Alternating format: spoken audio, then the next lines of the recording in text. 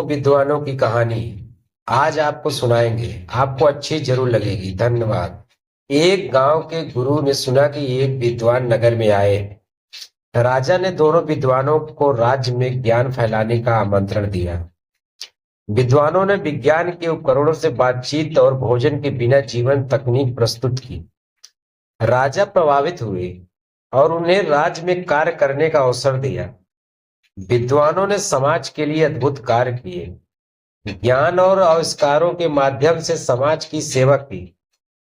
एक समय की बात है, एक गांव में एक गुरु रहते थे जिन्हें खबर हो गई कि एक अन्य नगर में एक विद्वान आए हुए हैं। वे अद्भुत ज्ञान के मालिक थे और आगे बढ़ने के लिए सबकी सहायता कर सकते थे। ये खबर सभी को बहुत पसंद आई और सभी लोग उस नगर में उनसे मिलने के लिए जूझने लगे।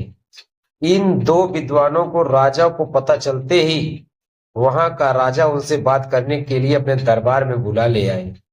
राजा ने दोनों विद्वानों को अपने राज्य में ज्ञान का प्रचार करने का आग्रह किया।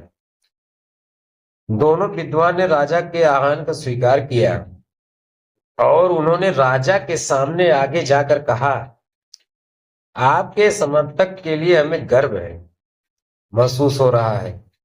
महाराज, हम आपकी सेवा में हमारा सर्वोच्च कर्तव्य मानने के लिए तत्पर हैं। राजा ने खुशी से भरे होठों से कहा, तुम्हारे सामान्य भाषा में जानता हूं, को समझाओ।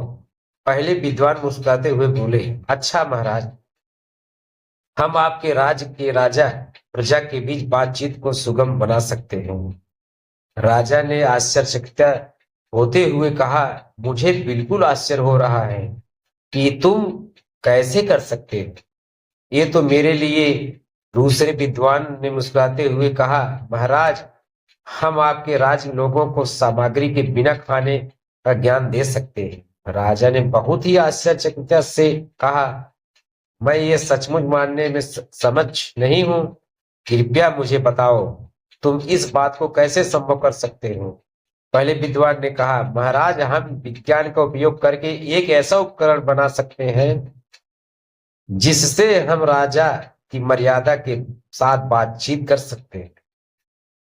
यह उपकरण हमारे बहुत सारे प्रयोगों को सुलभ बना सकता है और आपके ग्रामीणों के बीच संबंध तक निर्माण कर सकता है। दूसरे विद्वान ने कहा, महाराज, हम खाना खाने की जरूरत के बिना एक ऐसा उपयोग बना सकते हैं जिससे खाने की जगह नहीं होती है। यह उपकरण आप लोगों के लिए आरामदायक और स्वास्थ्यप्रद होगा।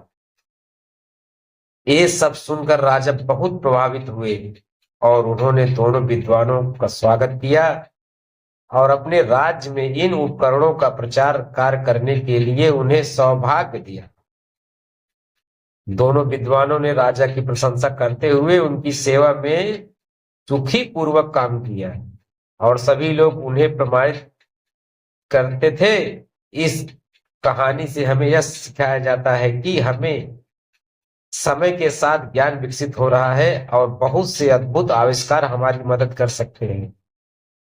दो विद्वानों ने उदारता, समर्पण और सेवा भाव की मिसाल हमें ये बताती है कि हमें हमारे ज्ञान और कौशल को समाज की सेवा में लगाना चाहिए।